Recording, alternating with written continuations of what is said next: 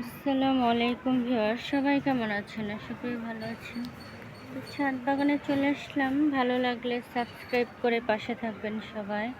কি সুন্দর সন্ধ্যা মালতী, নয়নতারা, গোলাপ, তারপর রঙ্গন ফুল ফুটে আছে বাগানে, বাগান বিলাসী, তারপর সব রকমের ফুলের গাছ।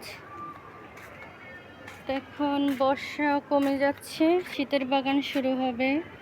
তো এই যে সুন্দর চেরি ফুলগুলো দারুণ লাগছে। এদিকে দুলন চাপা ফুটে আছে, ওইদিকে নানা রকম ফুলের গাছ, শাকসবজি ফলমূলের গাছ। তো কাজ শুরু করলাম। এই যে টবগুলো খালি করছি, খালি ছিল, যে পুঁই শাক বসিয়েছিলাম।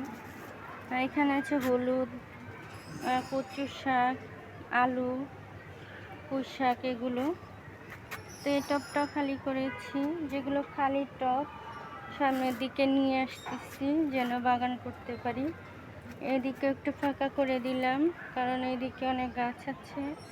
একটা কাগজি লেবু, যে লেবু ভিতরে কিন্তু অনেক ছিল, আছে, পেকে যাচ্ছে। আর এদিকে কিন্তু আতা ফুল ধরেছে মাশাআল্লাহ। তো এদিকে আরও গাছ আছে অনেক, পুঁই শাক, নানা রকম গাছ। ভিতরে একটা টব খালি করতে হবে। ড্রাগন আর কামরাঙ্গা গাছের কামরাঙ্গাগুলো পানির অভাবে পড়ে গেছে। তো এদিকে কিন্তু অনেক ধুন্দুল গাছ উপরের দিকে বেয়ে গেছে একদমই। এই যে একটা লেবু পড়ে গেল। তো বাগানে কিন্তু কি সুন্দর লেবু স্মেল, পোকা কিন্তু ভরা একদমই বাগানে। তো এই যে এদিকে গোলাপ ফুটে আছে। আর এই গাছটা প্রুনিং করে দিয়েছি, সুন্দর হচ্ছে।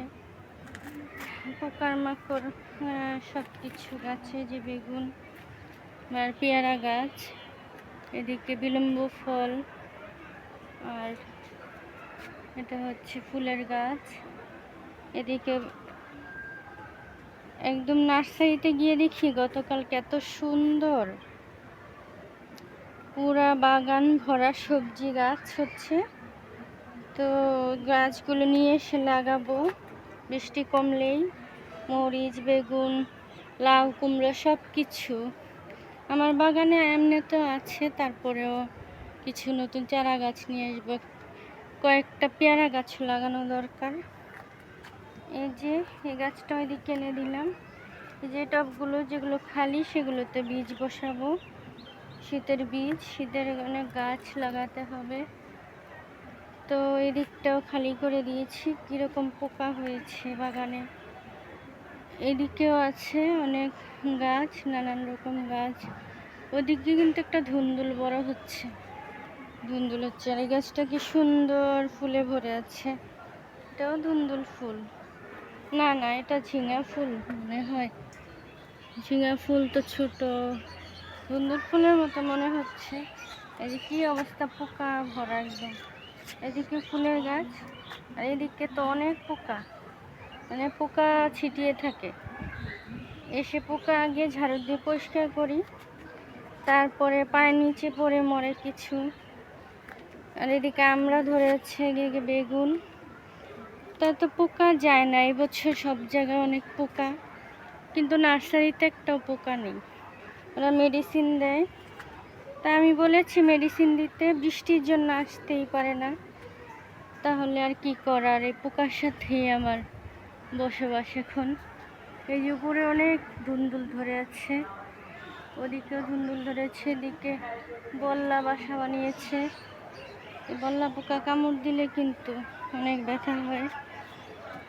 এদিকেও লেবু গাছ, লেবু ধরে আছে, নানা রকম গাছপালা। এগুলো হচ্ছে সাদা চন্দ্রমল্লিকা, গোলাপি কালার চন্দ্রমল্লিকা। এদিকে হচ্ছে বেলি ফুল গাছ, ওদিকে টগর ফুলের গাছ, ওদিকে হচ্ছে এই যে একটা কলা গাছ। কলা গাছটা আমি কলা বাগান থেকে নিয়ে এসেছি। আমাদের সামনে একটা কলা বাগান আছে ওদিকে। এদিকে আঙুর গাছও কিন্তু সুন্দর হয়েছে। আর যে পেস্তালু ধরেছে, পেস্তালু গাছে তো এদিকে আরও আছে পেস্তা আলু, এই যে কি সুন্দর। এটা মাটির নিচেও হয়, উপরেও হয়। বড়ই গাছটাও হচ্ছে।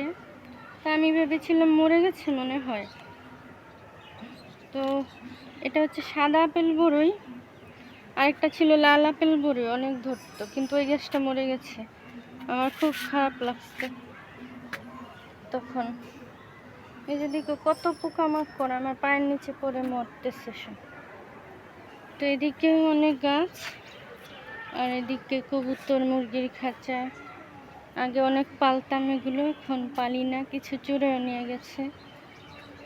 তো বাগানে দু একদিন না আসলে ক্ষতি হয়ে যায়। যেমন আমার কামরাঙ্গাগুলো ঝরে গেছে, মরে গেছে পাতা। এগুলো শুকনো গাছে পানি দিতে হয়, ভিজা গাছে পানি না দিতে হয় না। তার একটু একটু করে সব ঠিক করতে হবে।